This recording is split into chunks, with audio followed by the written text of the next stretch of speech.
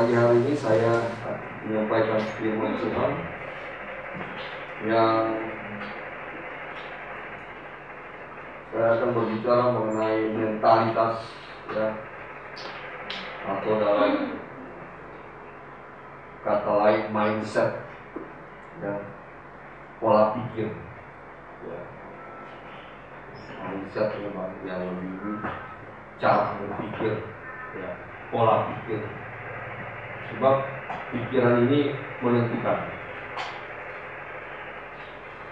Kita medan peperangan yang paling krusial, yang sangat mempengaruhi kehidupan kita sebenarnya di pikiran. Ya. Kalau pikiran kita jelek, pikiran kita tidak baik, maka kita akan mengerjakan pasti akan terjadi hasilnya tidak baik. Ya.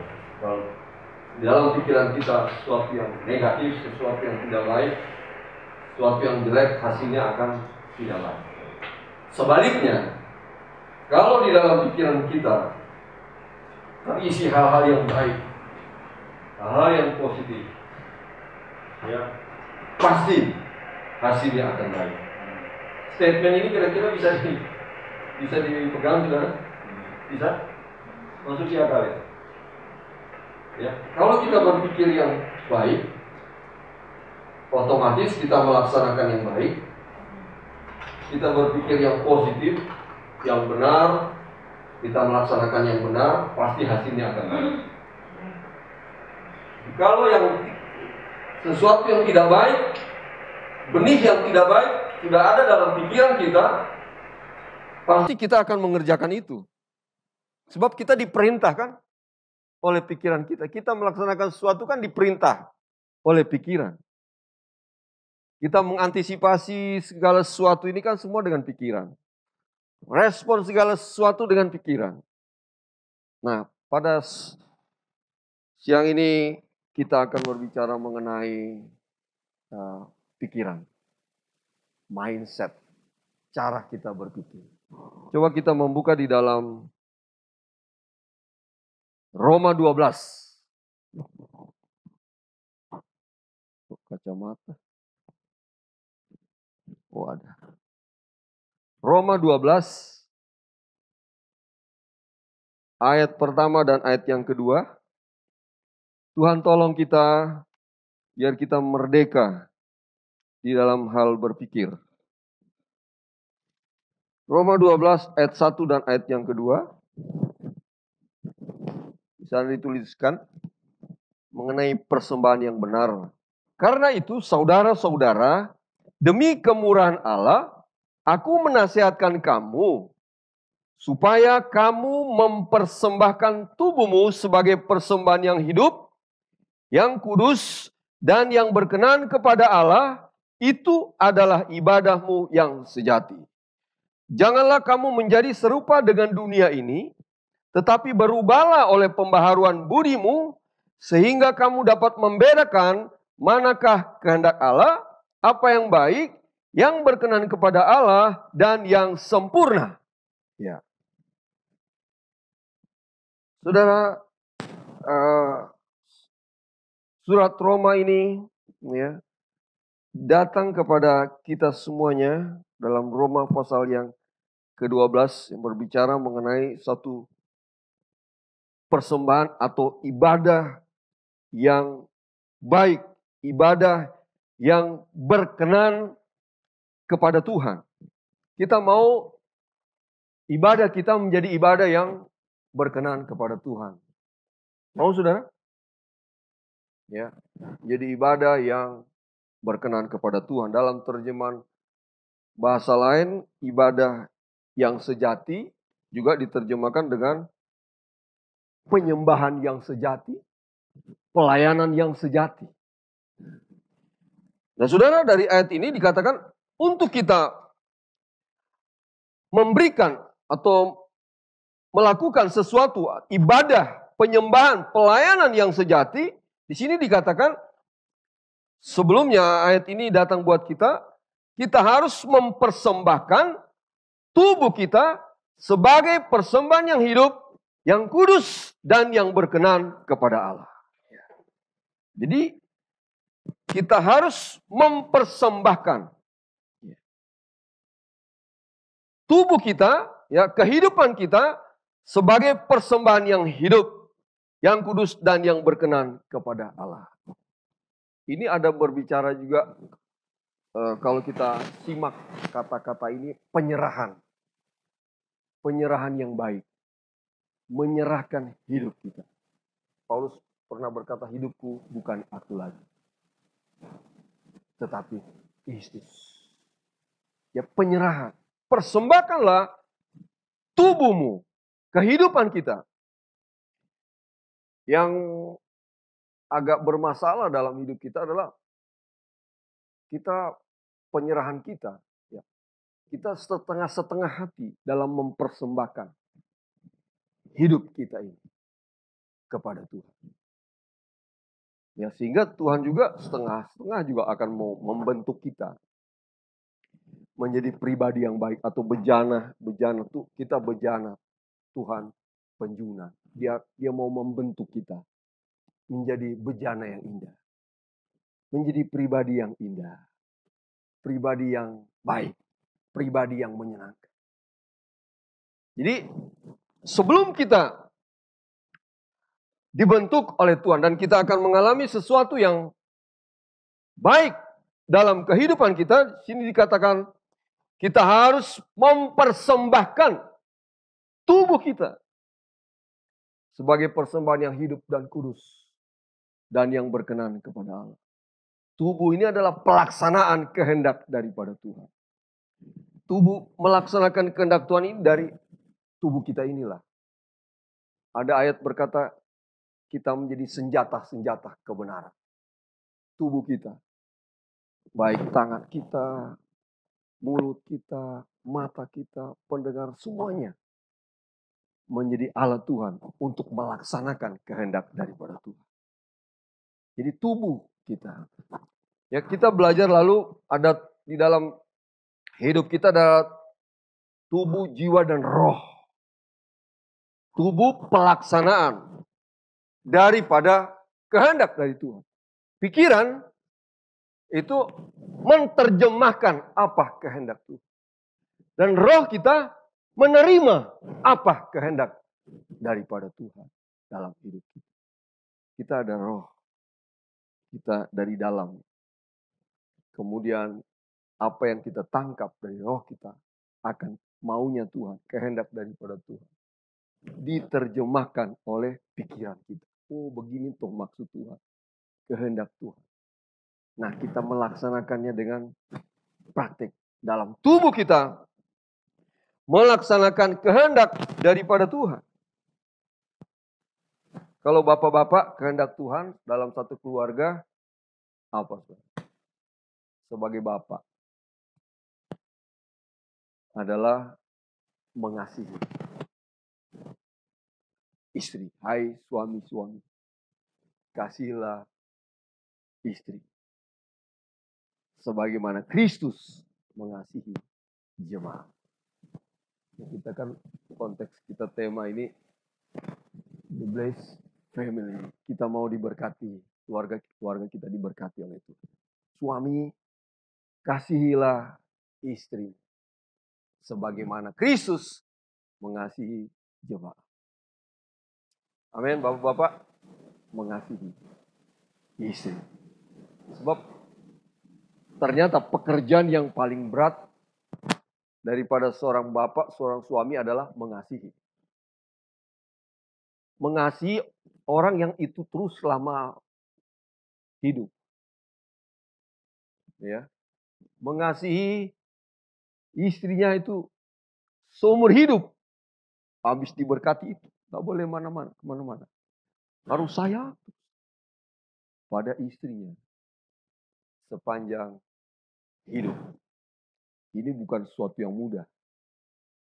Ya, bukan sesuatu perkara yang mudah. Kalau agama-agama lain mungkin bisa mentolerir untuk dia bisa menikah berapa orang, seterusnya. Tapi kita di dalam Kristus satu. Sayang, kita harus sayang terus. Kemudian kehendak Tuhan buat istri, hormat, tunduk kepada suami. Seorang perempuan yang mengasihi itu mudah. Tapi untuk tunduk dan menghormati itu bukan merupakan sesuatu yang mudah. Tunduk pada suami, menghormati suami, itu bukan sesuatu yang mudah. Tapi firman Tuhan, kehendak Tuhan adalah sebagai istri tunduk, hormat kepada suami yang sudah dipercayakan oleh Tuhan. Tunduk. Ya. Itu sesuatu yang baik.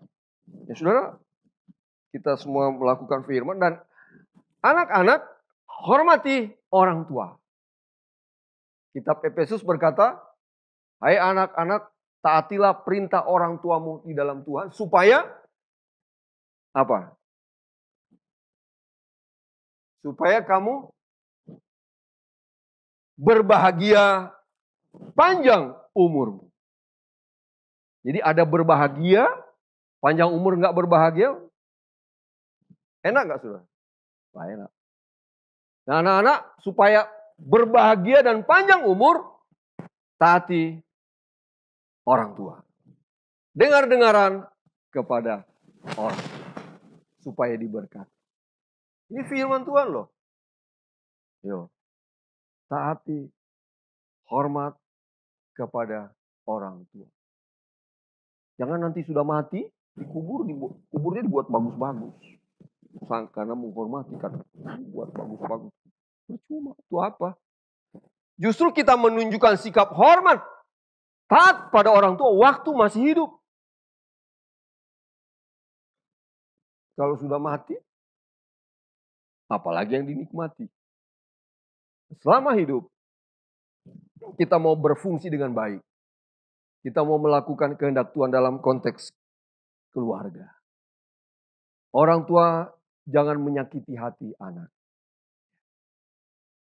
Jadi biarlah hubungan ini terjalin dengan baik dalam hidup kita. Jadi saudara, kita kembali ke pembahasan kita, renungan kita pada siang hari ini. Ya, dikatakan, karena itu saudara-saudara, demi kemurahan Allah aku menasihatkan kamu supaya kamu mempersembahkan tubuhmu sebagai persembahan yang hidup, yang kudus, yang berkenan kepada Allah, itu adalah ibadahmu yang sejati. Dan ayat yang kedua, janganlah kamu menjadi serupa dengan dunia ini. Janganlah kamu menjadi serupa dengan dunia ini. Ini kuncinya, saudara. Janganlah kamu menjadi serupa dengan dunia ini, tetapi berubahlah oleh pembaharuan budimu, sehingga kamu dapat membedakan manakah kehendak Allah, apa yang baik, yang berkenan kepada Allah, dan yang sempurna. Ayat 2 berkata untuk kita menjadi persembahan yang baik, memberikan persembahan yang baik, ibadah yang berkenan kepada Tuhan, ibadah yang sejati, penyembahan yang sejati. Dikatakan janganlah kamu menjadi serupa dengan dunia ini. Dalam pengertian dunia ini bukan tempat, tetapi nilai-nilai yang ada di dalam dunia ini. Norma-norma yang ada dalam dunia ini. Ya, peraturan-peraturan yang ada di dalam dunia ini yang tidak baik, jangan kita ikuti. Ya. Janganlah kamu menjadi serupa dengan dunia ini. Nah, sudah tahu saja lah, di dalam dunia ini aturan-aturan semuanya banyak yang tidak baik. Ya. Yang tidak akan membuat kita dekat dengan Tuhan. Ya. Alkitab bilang jangan kamu menjadi serupa dengan dunia ini. Ya. Jangan kita mengambil sesuatu hal-hal yang ada di dalam dunia ini, peraturan-peraturan. Ya, nilai-nilai yang ada di dalam dunia ini, tetapi berubahlah oleh pembaharuan budimu. Berubahlah oleh pembaharuan budimu. Di dalam Alkitab bahasa Yunani, berubah oleh pembaruan budimu, dipakai kata metanoia. Kalau bahasa Inggris metamorfosa. Enggak dapat kita mengenal kata metamorfosa. Ya. Perubahan yang tetap dan yang dari ulet sampai menjadi kupu-kupu yang indah. Itu metamorfosa. Nah, di dalam bahasa Yunani kata ini, ya, berubahlah oleh pembaruan budimu, metanoia, ya. Dalam bahasa kita adalah bertobat, perubahan cara berpikir, bertobat dari cara berpikir yang salah, bertobat dari cara berpikir yang tidak baik. Mau saudara? Jadi di sini dikatakan, janganlah kamu menjadi serupa dengan dunia ini, tetapi berubahlah oleh pembaruan budimu, sehingga kamu dapat membedakan manakah kehendak Allah. Kita bisa dapat membedakan mana kehendak Allah yang berkenan kepada Allah, apa yang baik yang berkenan kepada Allah, dan yang sempurna. Jadi seperti saya katakan tadi, bahwa pikiran ini adalah tempat menerjemahkan kehendak daripada Tuhan dalam pikiran. Jadi apa yang datang dalam pikiran kita, ya, kita menerima apa yang masuk dalam pikiran kita, kita terjemahkan semua. Makanya dikatakan metanoia, ya, perubahan, ya, bertobat, perubahan dari cara kita berpikir. Jadi saudaraku, kita mesti lihat, kita perhatikan apa yang ada dalam pikiran kita, ya. Apakah nilai-nilai dunia ini atau yang daripada Tuhan yang ada dalam kehidupan kita. Seperti saya katakan tadi, roh itu menerima kehendak Tuhan, kira menerjemahkan. Oh, ini maksudnya kehendak Tuhan dalam hidup, dan kita mengaplikasikan, melakukan, melaksanakan lewat kehidupan kita. Itu akan menjadi ibadah yang sedap, ibadah yang berkenan kepada Tuhan. Jadi Tuhan mau ada perubahan di dalam kehidupan kita. Jangan begitu-begitu saja. Sekian tahun lamanya kita menjadi anak Tuhan, tetapi perubahan cara berpikir kita, di dalam pikiran kita tidak ada perubahan. Beribadah, datang ke gereja, tapi belum tentu berkenan kepada Tuhan. Ya, Tuhan mau kita berubah. Makanya Amsal bilang, jagalah pikiranmu baik-baik, karena di situ menentukan jalan hidup. Percayalah kepada Tuhan dengan segenap hati. Percaya kepada Tuhan ada di mana? Pikiran kita. Kita mempercayakan hidup kita ada di mana? Di pikiran kita. Kepada Tuhan. Percayalah kepada Tuhan. Jadi Tuhan mau kita ada perubahan, ya, berubah dalam cara kita berpikir. Pikiran Tuhan itu Tuhan mau ada dalam kehidupan daripada kita. Sudah sekian lama kita menjadi anak Tuhan, mestinya ada pertumbuhan, ada perubahan yang terjadi. Sehingga ada ayat berkata, jadi siapa yang ada di dalam Kristus, dia adalah ciptaan baru. Yang lama berlalu, yang baru sudah datang dalam hidup. Jadi kita yang ada di dalam Kristus, kita adalah ciptaan yang baru. Ya. Bukan cuma baik, tetapi berkenan kepada Tuhan.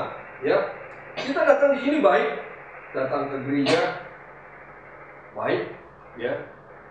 Tapi pertanyaannya, apakah kita berkenan kepada Tuhan? Itu suatu pertanyaan. Tuhan yang menyelidiki setiap batin kita. Tuhan yang tahu setiap isi hati kita. Mungkin sekarang kita datang beribadah, tetapi dalam waktu yang sama, pikiran kita entah kemana. Saya pun menyampaikan firman Tuhan, berkhotbah, baik sudah. Saya tidak melakukan kejahatan. saya sedang dalam melakukan hal yang tidak baik, saya berkhotbah menyampaikan firman Tuhan, baik. Tapi apakah saya berkenan kepada Tuhan? Belum tentu. Kita mesti lihat pikiran, cara kita berpikir. Ya, kalau masih ada hal-hal yang tidak baik dalam pikiran kita, kita mesti berubah, metanoia. Berubah dalam pikiran, dalam hati. Supaya kita dapat mengerti manakah kehendak Allah, apa yang baik dan yang berkenan kepada Tuhan. Dan sudah puluhan tahun kita menjadi anak Tuhan, masih sifat karakter yang tidak baik terus. Memang melayani juga. Makanya saudara banyak melihat di mana-mana atau mendengar, baik dia pendeta, baik dia soft leader, baik pelayan aktivitas terus setahun-tahun, jatuh waktu komunikasi. Baik, tetapi belum tentu berkenan kepada Tuhan. Jadi kita mesti bertobat dari cara berpikir yang salah. Kita mau supaya Tuhan menjamah pikiran kita, membentuk kita, terjadi perubahan dalam cara kita berpikir. Ya, sudah sekian lama menjadi anak Tuhan, tetapi menjelekkan orang tetap ada, menceritakan kekurangan orang tetap ada.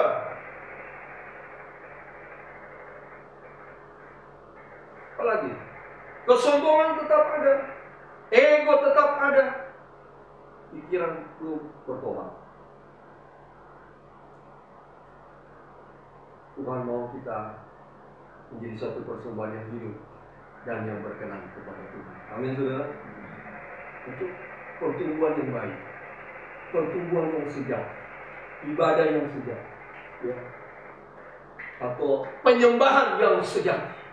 Jadi kalau yang sudah melayani di sini bagus kita, tetapi kita mau melakukannya itu untuk kemuliaan dan kebesaran nama daripada Tuhan. Ya, Tuhan yang tahu isi hati kita, pikiran kita. Firman Tuhan datang buat kita biar kita mengalami perubahan di dalam pikiran kita. Janganlah kamu menjadi serupa dengan dunia ini, tetapi berubahlah oleh pembaharuan budimu, sehingga kamu dapat membedakan manakah kehendak Allah dalam kehidupan kita. Kemarin saya sampaikan firman Tuhan, bukan setiap orang yang berseru kepadaku Tuhan, Tuhan, masuk ke dalam kerajaan surga, tapi mereka yang melakukan kehendak Bapa Tuhan. Bukankah kami sudah ini, Tuhan sudah ini. Tuhan tahu isi hati kita, Tuhan tahu batin kita. Tidak ada perubahan dalam pikiran. Ya. Cuma soal intelek saja. Ya. Kita punya kemampuan dan seterusnya, tetapi sifat dan karakter dari Tuhan tidak ada dalam hidup kita. Ada pendeta juga itu dia tampil hanya untuk supaya dia mau dihormati, ya, mendapatkan pengakuan dan seterusnya, atau supaya untuk mencari hal materi, melayani Tuhan. Nah, berkenan kepada Tuhan. Kita mau persembahkan hidup kita sepenuhnya. Tuhan pengguna kita tanya. Dia mau membentuk kita menjadi pribadi yang baik, menjadi ibadah yang baik, ibadah yang sejati, yang berkenan kepada Tuhan. Itu akan termanifestasi, kelihatan dari kita, cita-cita dalam keadaan apapun juga, ya, kita tidak masalah. Kita menghadapi hari-hari di depan tidak mudah, hari-hari yang sulit. Tapi pikiran kita yang sudah berubah. Kita tahu Tuhan yang kita sembah, Tuhan yang berkuasa, Tuhan yang ajaib. Amin. Yang memelihara kehidupan kita di dalam hidup kita. Ya, ada satu contoh di dalam firman Tuhan, Matius pasal yang ke-16. Injil Matius pasal yang ke-16 ayat 21 sampai 23. Sejak waktu itu Yesus mulai menyatakan kepada murid-muridnya bahwa ia harus pergi ke Yerusalem dan menanggung banyak penderitaan dari pihak tua-tua, imam-imam kepala dan ahli-ahli Taurat, lalu dibunuh dan dibangkitkan pada hari ketiga. Itu yang akan dilalui oleh Tuhan. Disampaikan kepada murid-murid. Reaksi dari Petrus ayat 22. Tetapi Petrus menarik Yesus ke samping dan menegur dia. Katanya, Tuhan, kiranya Allah menjauhkan hal itu. Hal itu sekali-kali tak akan menimpa engkau. Ini cara berpikir Petrus dan Tuhan beda kan, saudara? Ya kan? Coba saudara menyimak. Cara berpikir Petrus beda dengan jalan pikiran Tuhan. Saya ingat firman Tuhan, jalanku bukan jalan. Ya. Dalam kitab Nabi Yesaya, pikiranku bukan pikiran, jalanku bukan jalan. Ya. Sini Petrus bilang kepada Tuhan, waktu Tuhan bilang dia harus melewati salib. Proses penyelamatan yang Tuhan akan kerjakan buat kita. Bagi Petrus, ngapain lewat seperti itu? Ngapain harus seperti itu? Ngapain harus ditangkap? Ya, mengalami penderitaan, dianiaya, dibunuh, diludahi, mati di kayu salib. Bagi Petrus, ngapain harus lewat seperti itu? Tuhan bilang ayat 23, maka Yesus berpaling dan berkata kepada Petrus, enyahlah iblis. Oh, dibilang iblis Petrus. Sudah sekian tahun bersama dengan Tuhan,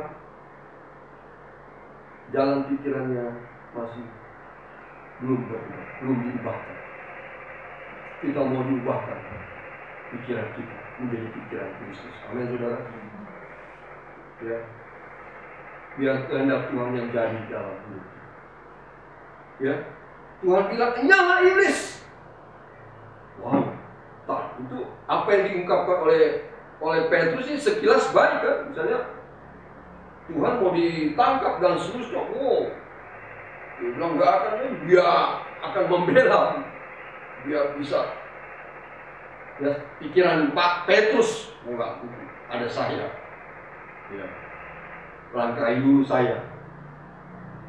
Kalau sekilas itu sesuatu baik ya, baik sekali, tapi tidak berkenan kepada Tuhan.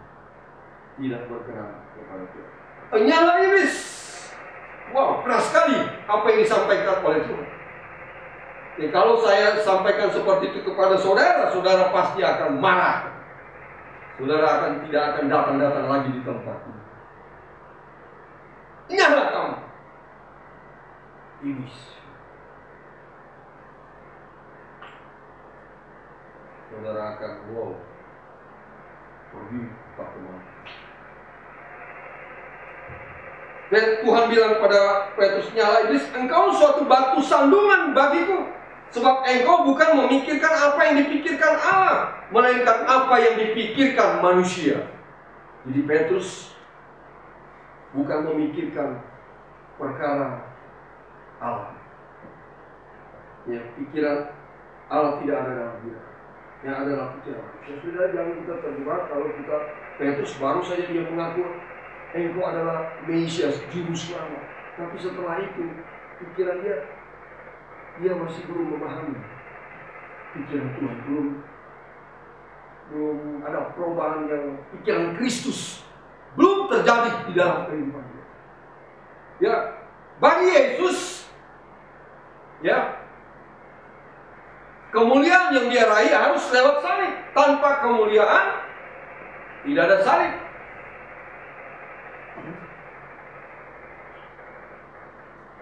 Jadi Tuhan mendapat kemuliaan lewat salib. Petrus tidak mau mencapai kemuliaan lewat salib. Kadang-kadang kita juga, daging kita berontak, kok lewat ini, harus melewati ini. Tapi kita berjalan bersama dengan Tuhan. Di balik dari salib, di balik dari penderitaan pergumulan kita, ada kemuliaan yang Tuhan akan dalam hidup kita. Jadi jalan salib, via dolorosa, Jadi salib Tuhan lewati dan dia mendapatkan kemuliaan lewat salib. Petrus, ngapain lewati?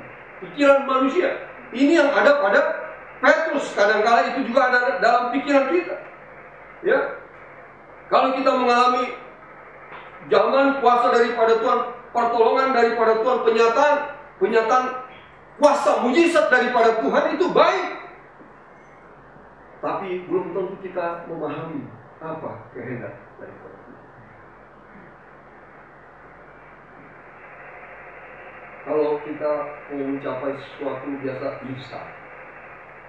Ya, manusia pengen mencapai sesuatu instan, tapi Tuhan tidak seperti itu. Dia harus lewati salib. Dan biasanya sesuatu yang diraih dengan jalan pintas itu tidak berkualitas, tetapi yang lewati ujian. Makanya kita untuk di dalam anak-anak sekolah dan seterusnya itu ada ujian-ujian supaya menguji kualitas daripada anak tersebut. Kalau tidak lewat ujian, anak-anak gampang, tidak berkualitas. Tapi kalau melalui ujian yang saringan yang baik, saringan yang benar, itu akan mendapatkan hasil yang baik, kualitas yang terbaik. Jadi cara berpikir Petrus belum berubah. Walaupun dia sudah melihat, mengalami kuasa daripada Tuhan, tapi belum tentu pikirannya baik, pikirannya berkenan kepada Tuhan. Ya, salib bagi Kristus adalah bagi kita suatu kegagalan, tetapi bagi Kristus adalah kekuatan kebenaran. Dalam Yohanes 12 ayat 32, coba kita lihat ayat ini. Yohanes pasal yang ke-32, pasal 12 ayat 32.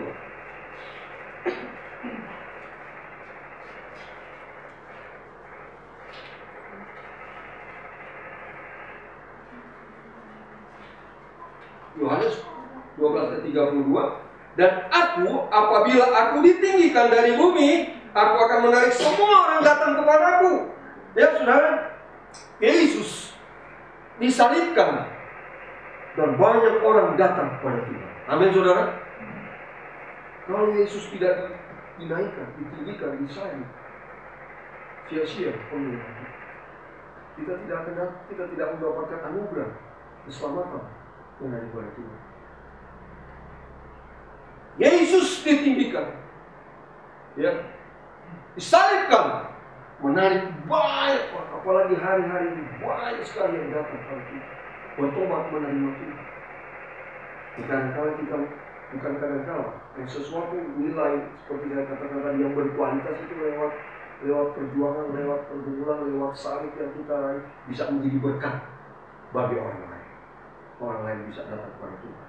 Jadi salib Tuhan harus lewat, itu cara daripada Tuhan, bukan cara daripada yang dikehendaki diinginkan oleh Petrus yang ada pada waktu itu. Juga dalam kitab Kejadian, kalau kita lihat kitab Kejadian, bagaimana Abraham tidak sabar di dalam menanti janji daripada Tuhan kepada Abraham. Ya, dia menunggu janji Tuhan, anak perjanjian lama. Dia ambil jalan pintas ke Dagilan, dapat Ishmael. Dan akhirnya selama kurang lebih 13 tahun saat dia mengambil jalan pintas, Tuhan tidak berfirman. Jadi jangan kita ambil jalan pintas.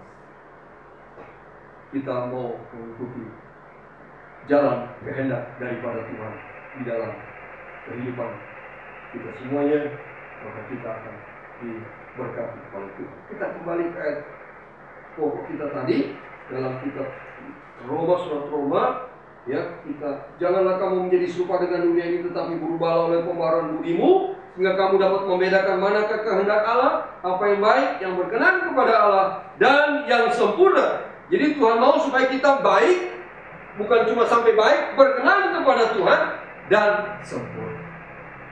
Amin. Firman Tuhan saya sampaikan pada saat ini, dan Apa yang akan membuat kita supaya pikiran kita bisa berubah menjadi pikiran Kristus adalah firman yang selalu. Amin. Buka hatilah selalu dengan firman. Firman pedang bermata dua, dapat memisahkan hal-hal yang tidak baik di dalam hati. Dengar firman dan lakukan firman. Mari kita bangkit berdiri, kita akan berdoa buat firman Tuhan yang sudah